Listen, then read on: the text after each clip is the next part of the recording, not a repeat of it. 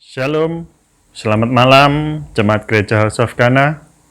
Kembali pada hari Selasa malam ini kita mau beribadah doa, pujian dan penyembahan pada malam hari ini. Setelah sepanjang hari kita bekerja, mungkin ada yang belajar, bermain. Pada malam hari ini kita mau datang mencari hadirat Tuhan.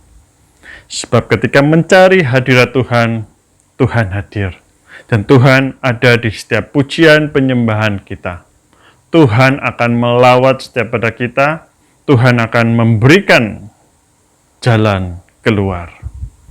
Mari jemaat, sebelum kita memuji, kita memulai ibadah ini, kita berdoa. Terima kasih Bapa di surga.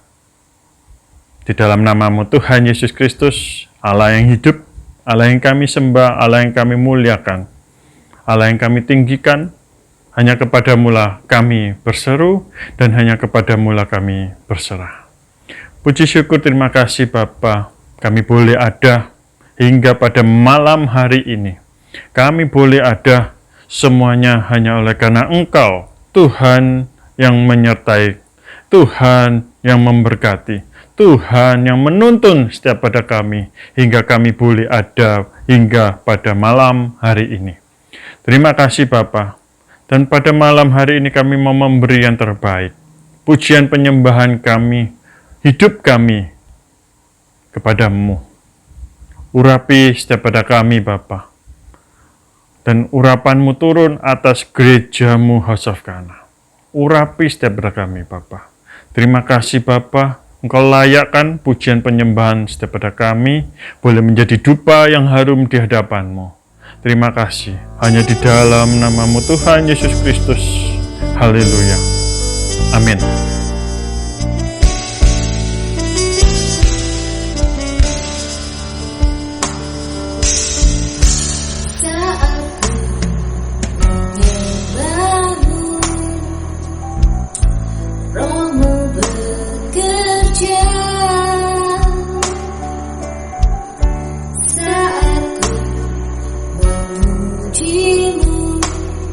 Kau bertata di atas pujian.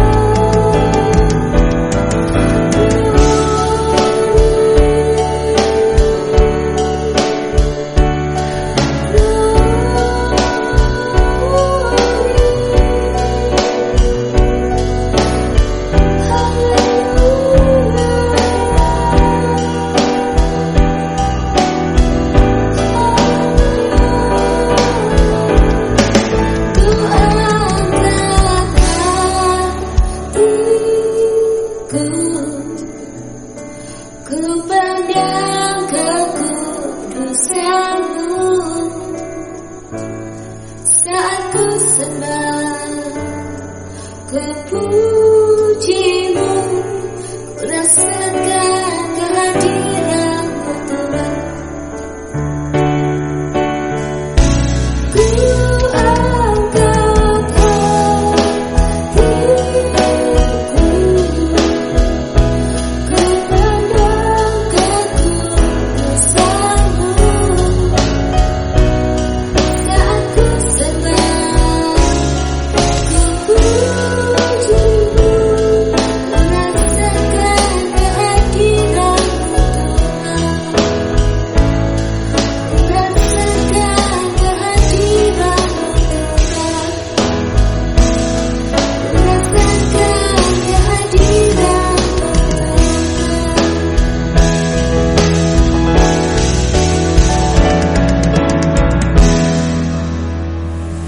Shalom, selamat sore Bapak Ibu, Saudara-saudari yang kekasih Jemaat House of Kana maupun para pemirsa YouTube. Senang sekali berjumpa kembali di dalam ibadah online, ibadah pujian penyembahan. Kalau kita sudah memuji menyembah Tuhan, sudah mendengar kesaksian, tiba saatnya kita akan merenungkan firman Tuhan. Sebelum kita merenungkan firman Tuhan, mari saya undang sama-sama kita menundukkan hati kita mau berdoa. Tuhan Yesus, kami mengucap syukur terima kasih Tuhan. Sore hari ini Engkau mengundang kami, memberi kesempatan untuk kami boleh beribadah, memuji menyembah nama-Mu. Kami boleh merenungkan firman-Mu malam hari ini merupakan anugerah buat kami. Terima kasih Tuhan, semua karena kebaikan Tuhan di dalam hidup kami. Kami mau meneduhkan hati kami. Kami mau mendengar dan merenungkan setiap firman perkataan-Mu untuk kami. Roh Kudus, Engkau yang memimpin kami mulai dari awal puji-pujian penyembahan dan pada saat kami merenungkan firman-Mu. Biarlah firman-Mu yang hidup itu boleh hidup di dalam kami, boleh mengubahkan kami. Terima kasih Tuhan, kami sambut firman-Mu dengan sukacita hanya di dalam nama Tuhan Yesus, Tuhan kami yang hidup. Amin. Bersyukur kalau pada bulan ini, di bulan Februari, Gereja House of Kana di dalam bagian tema besar Tahun Firman Tuhan. Di bulan Februari ini kita merenungkan firman Tuhan yang diambil dari Yesaya 55 ayat 11. Yesaya 55 ayat 11. Demikianlah firman-Ku yang keluar dari mulut-Ku, ia tidak akan kembali kepadaku dengan sia-sia, tetapi akan melaksanakan apa yang ku kehendaki dan akan berhasil dalam apa yang kusurahkan kepadanya. Ini adalah ayat emas di bulan ini, bahwa firman Tuhan, firman yang keluar dari mulut Tuhan sendiri itu tidak akan kembali dengan sia-sia, tetapi melaksanakan apa yang ku kehendaki, melaksanakan apa yang dikehendaki oleh Tuhan.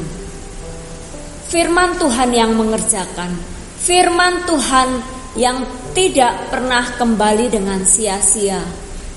Sepanjang bulan Februari ini kita sudah mendengar melalui ibadah, baik ibadah umum maupun ibadah pujian dan penyembahan, betapa firman Tuhan yang adalah pribadi Tuhan itu sendiri mengerjakan apa yang keluar dari mulutnya itu tidak kembali sia-sia dan mengerjakan seluruhnya, melaksanakan apa yang dikehendaki oleh Tuhan dan akan berhasil dalam apa yang kusuruhkan kepadanya.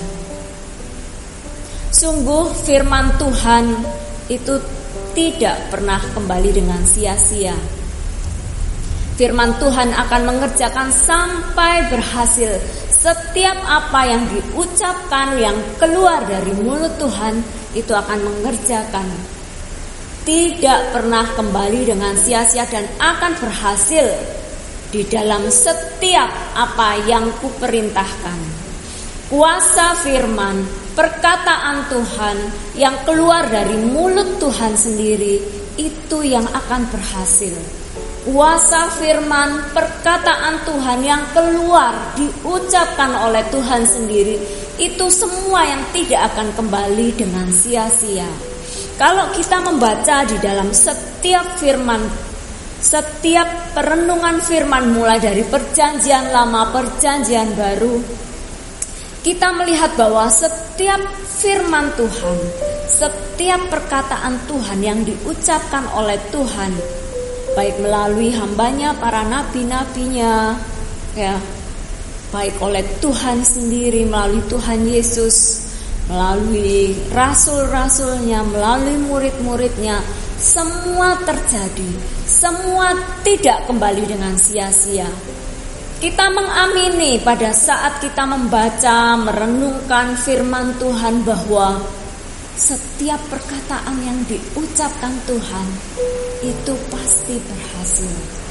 Kita mau lihat mulai dari perjanjian lama, mulai dari awal, bagaimana firman yang keluar dari mulut Allah itu mengerjakan setiap apa yang diperintahkan oleh Tuhan di dalam proses penciptaan. Mulai dari hari pertama Tuhan menciptakan semua yang gelap, Tuhan memisahkan antara gelap dan terang. Hari kedua Tuhan menciptakan semua, memisahkan air dan daratan, sampai Tuhan memenuhi dunia ini yang tertata dengan baik. Semua dari firman, semua dari perkataan Tuhan. Betapa dahsyat perkataan Tuhan. Semua yang diucapkan dan itu terjadi, dan itu baik. Kita kemudian melihat bagaimana para saksi-saksi iman, perkataan janji Tuhan kepada orang-orang percaya, mulai dari Abraham, bapak orang percaya, yang Tuhan memanggil dia untuk keluar dari sanak saudaranya, daerahnya, ke daerah yang Tuhan belum, Abraham sendiri belum tahu seperti apa, tetapi dia taat untuk mengerjakannya.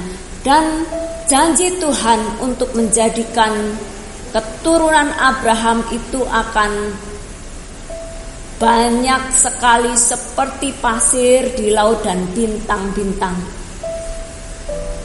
Padahal pada saat itu Abraham belum mempunyai keturunan, tetapi janji Tuhan, perkataan Tuhan itu digenapi. Meskipun pada saat itu usia Abraham sudah tidak memungkinkan lagi yang melihat bahwa janji itu akan digenapi, karena usianya sudah sangat tua, di umur 90, 95 seperti itu. Tetapi janji Tuhan, perkataan Tuhan itu digenapi, dan Abraham menjadi bapa orang percaya dan memiliki keturunan yang sungguh-sungguh banyak, keturunan bangsa Israel yang sungguh-sungguh banyak. Kepada Musa, ketika Tuhan menampakkan diri kepada Musa untuk menyuruh dia memimpin bangsa Israel untuk keluar dari perbudakan Mesir, janji Tuhan yang diucapkan menghantar orang-orang Israel, karena mulai dari kekerasan hati Fir'aun yang gak mau untuk mengizinkan bangsa Israel yang sudah lama menjadi budaknya untuk keluar, sampai akhirnya dengan berbagai tulah yang dilakukan oleh Tuhan, Fir'aun melepaskan bangsa Israel, dan mulailah perjalanan bangsa Israel menuju tanah perjanjian. Janji Tuhan digenapi pada saat dia memanggil Musa untuk memimpin bangsa Israel keluar dari Mesir.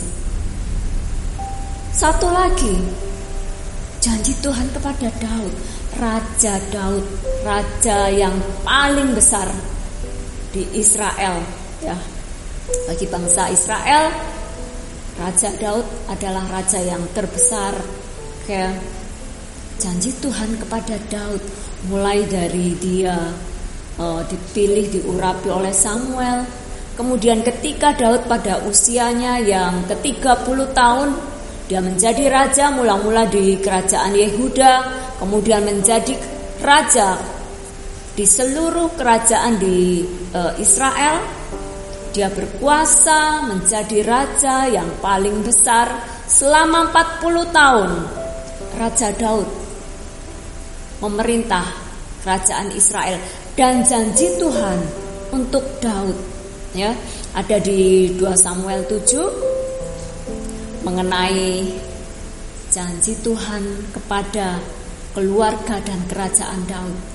Di ayat 21, di 2 Samuel 7 ayat 21, ketika Tuhan itu berjanji kepada Daud melalui Nabi Nathan, dia mengatakan bahwa Tuhan itu yang menjadikan kerajaannya itu tetap, ya, sampai kepada keturunannya. Ya, di ayat 21 Daud mengatakan ucapan syukurnya kepada Tuhan. Pada saat usianya sudah tua, Tuhan memberikan janji untuk keturunannya, untuk kerajaannya, bahwa Tuhan itu menetapkan bahwa kerajaan keturunan Raja Daud itu tetap, kerajaannya akan tetap. Kemudian Daud bersyukur, di ayat 21 dikatakan bahwa oleh karena firman-Mu dan menurut hatimu, Engkau telah melakukan segala yang besar ini dengan memberitahukannya kepada hamba-Mu ini. Ucapan syukur Daud, iman Daud bahwa meskipun dia tidak melihat, dia akan mempercayai bahwa setiap perkataan firman Tuhan yang keluar dari mulut Tuhan melalui Nabi Nathan, bahwa semua perkara-perkara yang besar ini akan terjadi melalui hamba-Mu ini. Dan kita lihat bahwa keturunan Daud, Raja Salomo, kerajaannya itu tetap. Janji Tuhan digenapi. Di perjanjian lama, di perjanjian baru kita melihat banyak sekali perkataan-perkataan Tuhan melalui Tuhan Yesus. Pada saat dia berada di dunia, semua perkataannya itu digenapi, terjadi. Ketika dia menyembuhkan orang sakit, ketika dia membangkitkan orang mati, ketika dia mengusir setan, dari setiap perkataannya itu terjadi. Betapa kuasanya setiap firman yang keluar dari mulut Tuhan itu mengerjakan, berhasil dalam setiap apa yang disuruhkan, diperintahkan oleh Tuhan. Ketika murid-murid Tuhan Yesus menyampaikan firman, ketika murid-muridnya diberi kuasa oleh Tuhan Yesus, ya, diperintahkan untuk sama mengerjakan apa yang dilakukan, bahkan lebih besar dari apa yang dilakukan oleh Tuhan Yesus. Kuasa yang sama, perkataan firman yang diucapkan melalui murid-muridnya itu berhasil. Kita lihat karya-karya yang dilakukan oleh firman yang diucapkan oleh murid-muridnya, bagaimana Petrus, ya, melakukan penobatan berapa ribu orang dengan perkataannya, yang perkataan firman Tuhan, orang-orang bertobat. Bagaimana Petrus dan Yohanes menyembuhkan orang yang lumpuh. Setiap firman yang diucapkan oleh para muridnya, para rasulnya itu berhasil. Betapa berkuasanya setiap firman yang keluar dari mulut Allah. Setiap firman itu punya kuasa. Setiap firman yang keluar dari mulut Tuhan sendiri itu tidak akan kembali dengan sia-sia dan mengerjakan semua yang disuruhkan, yang diperintahkan oleh Tuhan. Nah, namun yang menjadi pertanyaan, ketika kuasa firman, perkataan firman Tuhan yang kita baca, yang kita ucapkan, apakah firman itu juga berkuasa? Apakah firman itu juga tidak kembali dengan sia-sia? Itu yang kadang menjadi pertanyaan kita sebagai orang percaya. Ini adalah hal-hal praktis yang kita kadang alami setiap hari. Ketika kita membaca firman, ketika kita menyampaikan firman, seringkali apakah perkataan-perkataan firman itu berkuasa mengubah kita? Sering setelah membaca firman, setelah berdoa, tetapi masih salah. Setelah kita membaca firman, masih melakukan kesalahan, masih marah, masih bohong, ya, atau kita menyampaikan atau merenungkan firman untuk kita nggak tinggi hati, tetapi baru saja membaca firman dan menutup Alkitab sudah sombong. Terus gimana firman yang dikatakan bahwa setiap firman yang diucapkan itu tidak kembali dengan sia-sia? Itu pertanyaan-pertanyaan yang kadang muncul di dalam diri kita. Ketika kita ngomong bahwa semua penyakit dan kelemahan kita ditanggung oleh Tuhan, tetapi kok masih sakit? Masih banyak kelemahan-kelemahan tadi, sombongkah? Gampang marahkah? Terus apakah firman Tuhan itu berkuasa? Itu yang seringkali menjadi pergumulan kita dan pertanyaan kita. Kalau kita kembali pada Yesaya 55 ayat yang 11 tadi, bahwa setiap firman yang keluar dari mulutku, mulut Tuhan, itu tidak kembali dengan sia-sia, tetapi melaksanakan apa yang ku kehendaki, melaksanakan apa yang ku kehendaki, dan berhasil dalam apa yang kusuruhkan kepadanya. Firman yang keluar dari mulut Tuhan sendiri itu yang berkuasa. Firman yang keluar dari perkataan Tuhan sendiri itu yang berkuasa. Bagaimana menjadikan firman yang kita baca, yang kita renungkan, itu punya kuasa seperti apa yang dikatakan oleh Tuhan sendiri.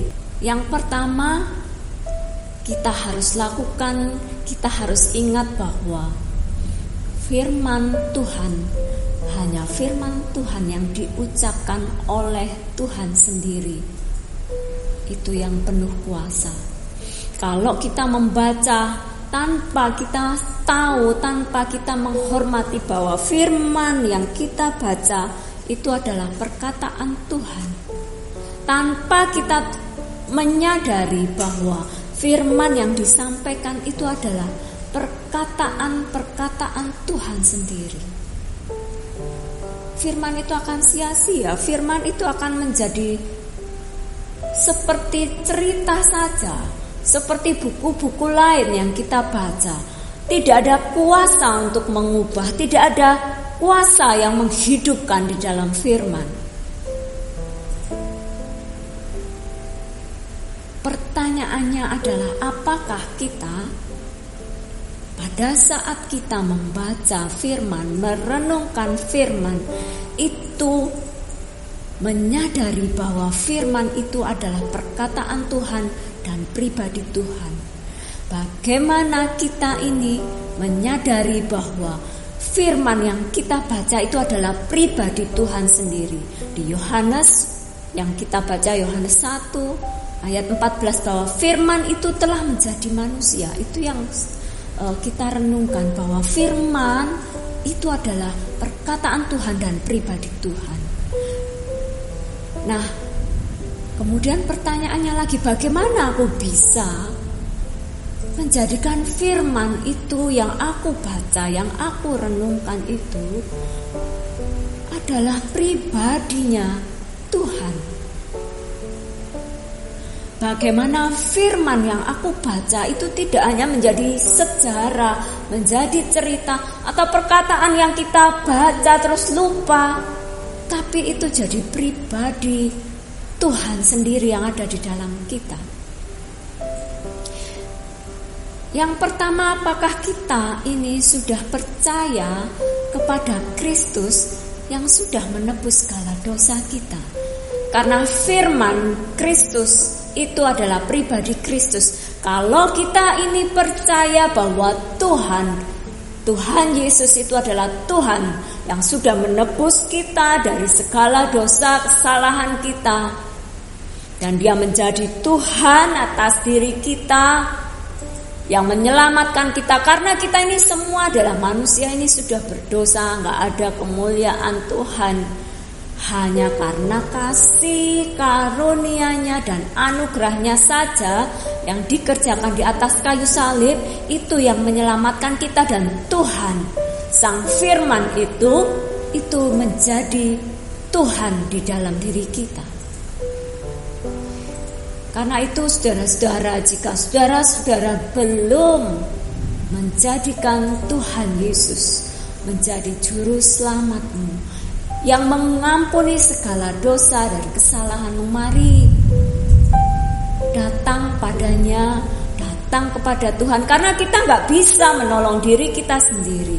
Hanya Tuhan Yesus saja yang bisa mengampuni setiap dosa kita, kesalahan, pelanggaran, kelemahan kita. Dan anugerahnya diberikan secara cuma-cuma untuk kita. Hanya percaya Dia, akui Dia sebagai Tuhan dan Raja dan penyelamatmu, maka Dia akan menjadi Tuhan dan penyelamat kita. Ketika kita sudah menjadi anak-anak Tuhan, menjadikan Tuhan di dalam hidup kita sebagai penyelamat, sebagai Tuhan kita, maka Roh Kudus, peran Roh Kudus itu yang memungkinkan, memampukan bahwa setiap firman itu hidup. Setiap firman yang kita baca itu adalah firman yang keluar dari mulut Tuhan sendiri. Karena Roh Kudus itu adalah Roh Tuhan sendiri yang diberikan kepada kita.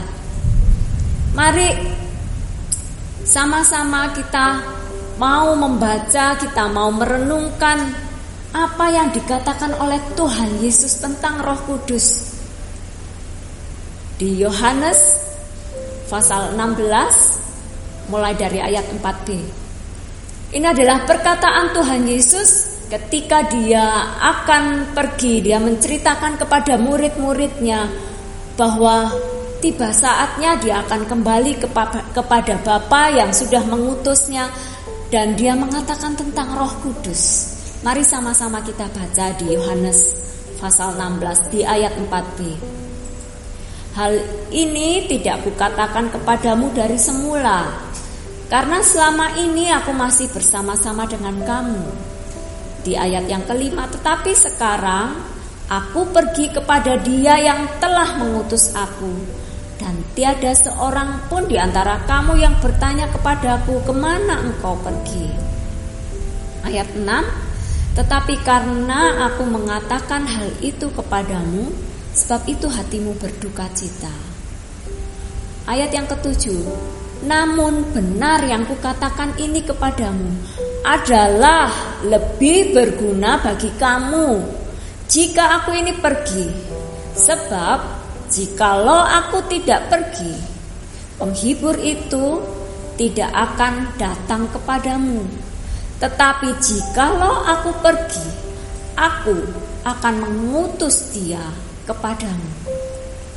Ayat 8, dan kalau Ia datang, Ia akan menginsafkan dunia akan dosa, kebenaran, dan penghakiman.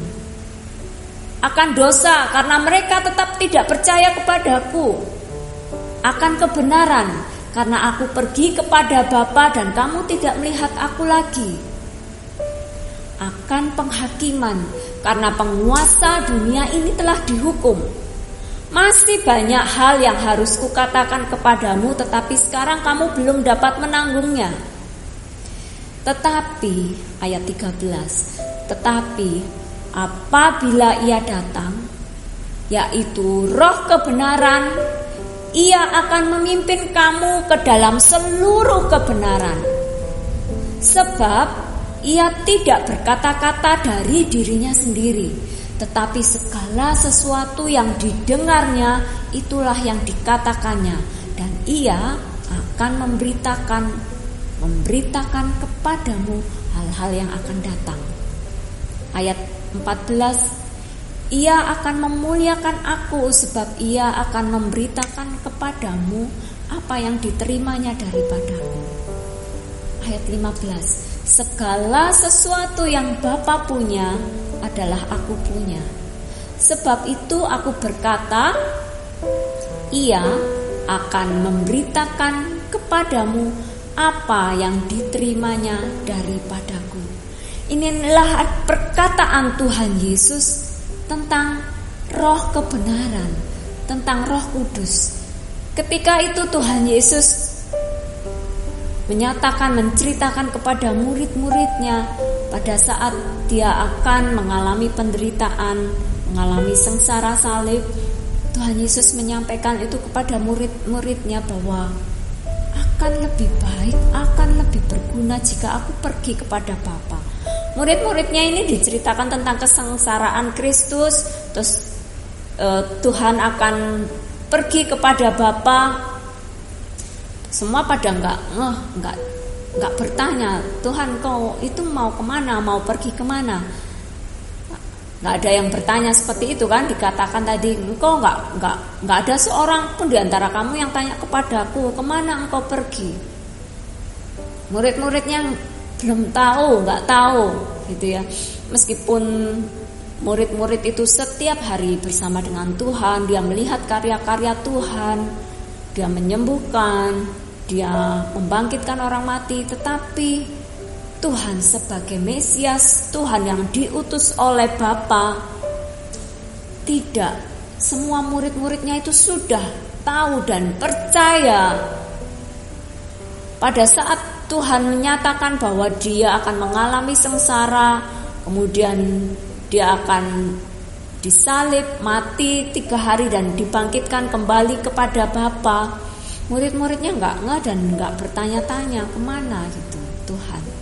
Nah, karena itu Tuhan Yesus menceritakan bahwa dia akan kembali kepada Bapa yang sudah mengutusnya. Dan dia menceritakan bahwa kamu jangan sedih ketika diceritain bahwa Tuhan Yesus, Tuhan yang bersama-sama dengan dia itu akan mengalami sengsara. Mungkin murid-murid ini merasa sedih karena Tuhan, sedih filia ya, Tuhan yang dimuliakan, yang dianggap sebagai guru, itu akan mengalami sengsara, mengalami kematian. Itu yang membuat mereka sedih. Tapi Tuhan Yesus mengatakan ayat 6 ya, tetapi karena aku mengatakan hal itu kepadamu, sebab itu hatimu berduka cita.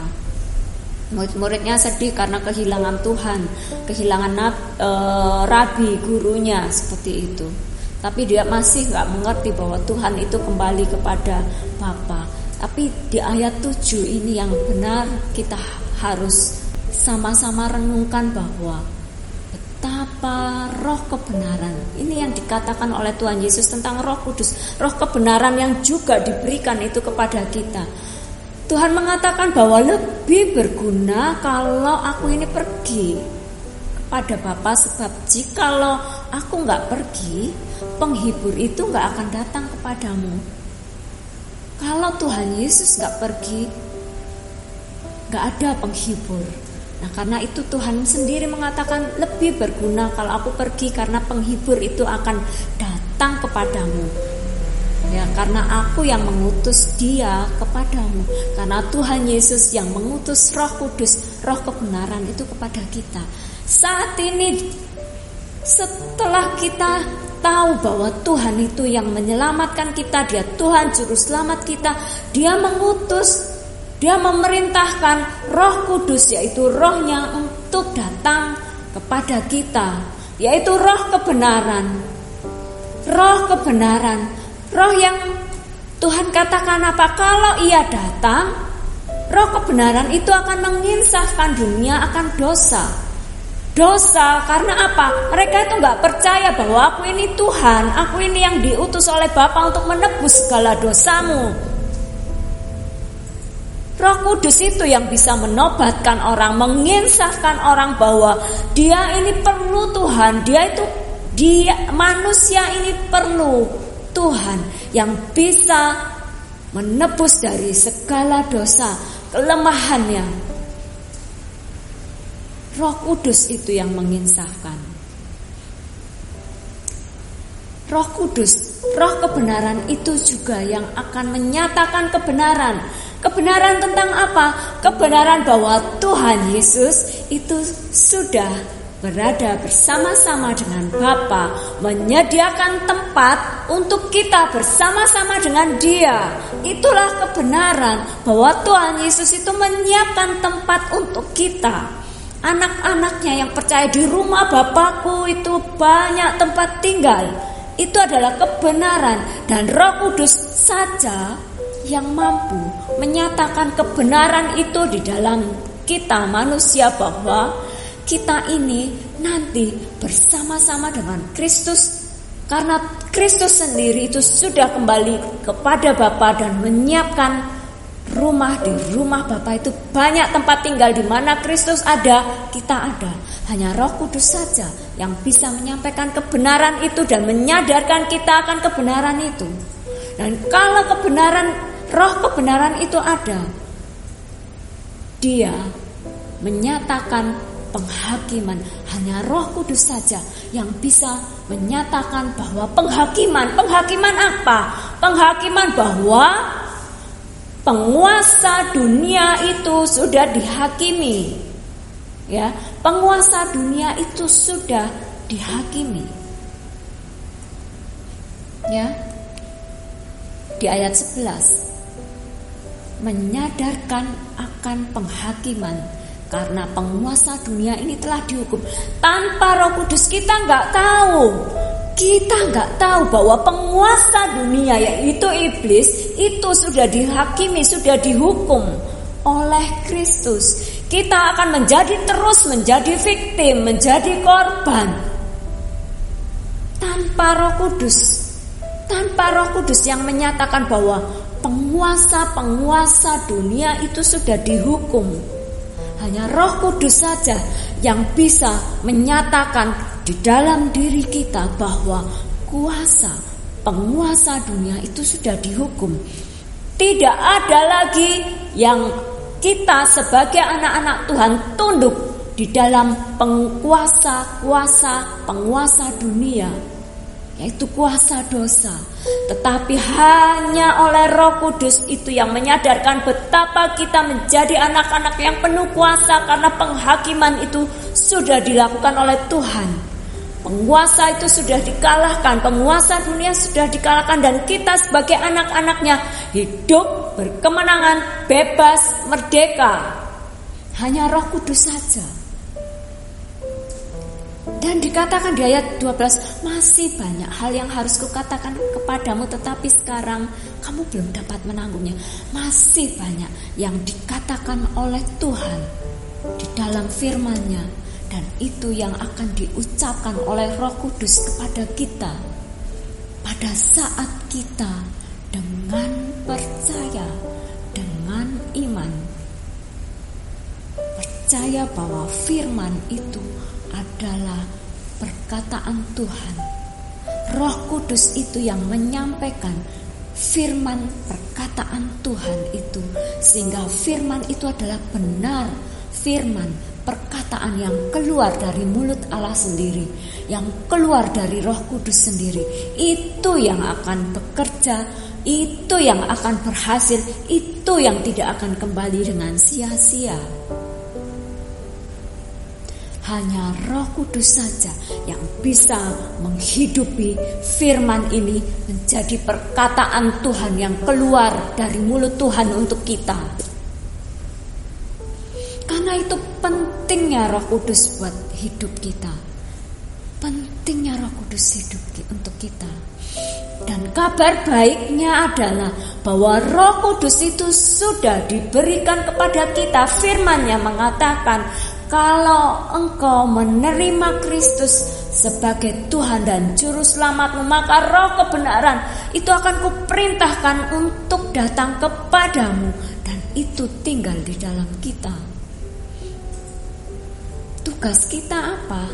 Tugas kita mempercayainya, mengimaninya, bahwa Roh Kudus itu ada dalam kita. Roh Kudus itu roh kebenaran yang diberikan oleh Tuhan untuk menghidupkan firman-Nya itu, untuk berkuasa mengerjakan di dalam diri kita. Sampai semua yang disuruhkan oleh siapa? Bukan disuruhkan oleh diri kita, bukan yang diinginkan oleh diri kita, tetapi yang disuruhkan oleh Tuhan, yang diperintahkan oleh Tuhan di firman-Nya, itu yang akan dikerjakan dan digenapi di dalam diri kita. Mengimaninya, hidup oleh iman, percaya bahwa Tuhan itu adalah Tuhan yang menyembuhkan, Tuhan yang menebus kita, dan Tuhan yang sudah memberikan hidupnya untuk kita, dan Tuhan yang menyertai kita melalui Roh-Nya yang diberikan, yaitu Roh Kudus dalam diri kita. Di Roma 1 ayat 16 kita akan baca bahwa sebab aku punya keyakinan yang kokoh dalam Injil ini. Karena Injil itu kekuatan Allah yang menyelamatkan setiap orang yang percaya. Firman ini di ayat 17, di dalamnya itu nyata kebenaran Tuhan, sebab di dalamnya nyata kebenaran Allah yang bertolak dari iman dan memimpin kepada iman. Seperti ada tertulis bahwa orang benar akan hidup oleh iman. Seperti ada tertulis bahwa orang benar hidup oleh iman. Inilah kebenaran bahwa Injil, firman itu adalah kekuatan Allah, di mana nyata kebenaran Allah yang bertolak dari iman dan memimpin kepada iman. Dan hidup kita, orang-orang yang sudah dibenarkan oleh darah Kristus, Kristus sebagai penyelamat kita, dan sudah memberikan Roh Kudus, roh kebenaran untuk kita, kita hidup di dalam iman. Iman percaya kepada Tuhan, dan Tuhan itu memberikan reward kepada setiap orang yang sungguh-sungguh mencari Dia. Dan Roh Kudus, roh kebenaran itu yang akan memimpin kita sampai Dia datang, sampai Tuhan datang. Roh kebenaran itu, roh kebenaran yang menginsafkan dunia akan dosa, akan kebenaran, akan penghakiman. Roh Kudus itu yang ada di dalam kita. Mari imani, percayai bahwa Roh Kudus itu yang menghidupkan firman itu. Dan firman itu tidak akan kembali dengan sia-sia. Firman itu akan mengerjakan seperti apa yang diperintahkan Tuhan di dalam hidup kita, mengubahkan kita menerima setiap janji-janji yang ada di dalam firman itu digenapi. Karena firman itu dihembuskan, dikatakan keluar dari mulut Allah melalui Roh Kudus yang tinggal di dalam kita. Karena itu akrab-akrablah dengan Roh Kudus. Karena itu setiap hari katakan kepada Roh Kudus, mari kuasai, penuhi aku sampai seluruh keinginanku adalah keinginan Roh Kudus. Roh Kudus yang berkuasa penuh atas diri kita. Inilah perkataan firman yang kita renungkan malam hari ini. Biarlah setiap firman yang kita baca Itu adalah firman yang penuh kuasa, yang bisa mengubahkan kita karena dihembuskan oleh Roh Kudus. Firman yang kita baca adalah firman yang keluar dari mulut Allah. Mari kita berdoa. Tuhan, kami mengucap syukur, terima kasih untuk renungan firman malam hari ini, bahwa sungguh yang mengubahkan itu adalah firman-Mu yang keluar dari mulut Tuhan sendiri. Sungguh firman-Mu yang kami baca setiap hari adalah firman yang berkuasa, karena Roh Kudus itu yang menjelaskan dan Roh Kudus itu yang menyatakan di dalam kami. Roh Kudus itu yang mengajari kami, sehingga kami, pola pikir kami boleh sepadan dengan perkataan firman, sehingga keinginan kami ini boleh tunduk dengan keinginan firman, sehingga kami boleh diubahkan semakin serupa dengan Tuhan. Karena sungguh firman-Mu itu akan mengerjakan setiap apa yang Kau suruhkan untuk kami, untuk Kau suruhkan untuk masa depan kami. Kami percayai setiap perkataan firman-Mu. Kami imani Tuhan bahwa perkataan firman yang kami baca adalah perkataan-perkataan-Mu yang hidup, yang keluar dari mulut Tuhan sendiri, yang dihidupkan oleh Roh Kudus di dalam kami. Kami mau itu menjadi kekayaan kami, dan kami mau hidup di dalamnya. Terima kasih Tuhan untuk setiap kebenaran-Mu. Kami mencintai Engkau, kami mencintai perkataan-Mu, kami mencintai kebenaran firman-Mu, karena firman-Mu itu adalah pribadi-Mu sendiri yang mengubahkan kami sampai Engkau menjemput kami. Terima kasih Tuhan Yesus, terima kasih. Hanya di dalam nama-Mu yang kudus kami bersyukur, kami bersukacita, karena roh kebenaran itu yang menyertai kami sampai selama-lamanya, yang menuntun kaki kami tetap di dalam panggilan-Mu untuk setiap kami. Di dalam nama Tuhan Yesus kami berdoa dan kami bersyukur. Amin. Tuhan memberkati kita semua. Baik jemaat, setelah kita memuji, kita mendengarkan kebenaran firman, dan pada kesempatan malam hari ini, mari saya ajak kita untuk berdoa bersama. Sebelum kita menerima doa berkat, kita mau berdoa bersama. Terima kasih Bapa atas hari yang Kau beri, atas firman yang Kau beri. Biarlah firman ini boleh menguatkan setiap pada kami. Firman yang kami dengar ini boleh menjadi kekuatan kami. Sebab firman-Mu adalah kata-kata yang hidup, bukan hanya kata-kata yang huruf-huruf mati saja. Tetapi firman-Mu adalah kata-kata yang hidup, adalah penuh dengan janji-janji-Mu yang akan Kau genapi dalam setiap kehidupan kami. Kami terima Bapa, terima kasih Bapa, terima kasih. Dan kami berdoa Bapa untuk gereja-Mu, House of Kana. Engkau berkati, urapan-Mu turun, urapan-Mu nyata di dalam gereja-Mu, House of Kana. Di dalam setiap yang Engkau utus pada kami, kemanapun gereja-Mu ini Engkau utus menjadi kepanjangan tangan-Mu. Engkau mengurapinya Bapa. Urapan Roh Kudus, urapan-Mu turun atas gereja-Mu, House of Kana. Engkau pakai setiap pelayan-pelayan yang terlibat, biarlah setiap pada kami menerima pengurapan daripada Engkau. Engkau berkati Gembala House of Kana, Pak Samuel beserta istri. Engkau berkati, Engkau berikan hikmat, Engkau berikan kesehatan, Engkau berikan kekuatan, Engkau berikan visi misi-Mu Bapa.